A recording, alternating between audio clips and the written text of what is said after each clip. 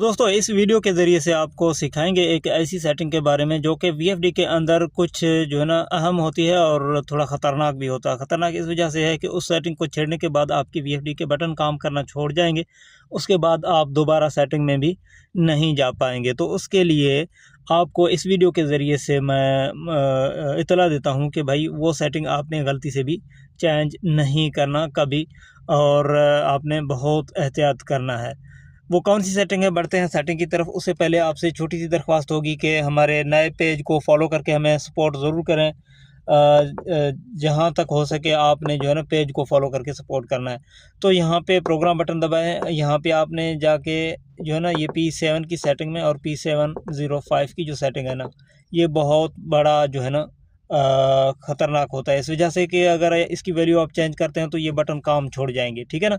P705 की setting में कभी भी आपने छेड़छाड़ नहीं करनी। वीएफडी की जो सबसे ज़्यादा इम्पोर्टेंट और अहम और हसास सेटिंग में से जो है ना P705 का सेटिंग होता है। उम्मीद करता हूँ ये चीज़ आपकी समझ में आई होगी। P70 सेटिंग की सेटिंग को कभी भी छेड़ना नहीं। मेरे पास रोज़ाना कॉलें आती हैं, रोज़ाना इन्फॉर्मेशन आती है इस तरह के बटन काम छोड़ गए हैं, बटन काम छोड़ गए हैं, ठीक है भाई।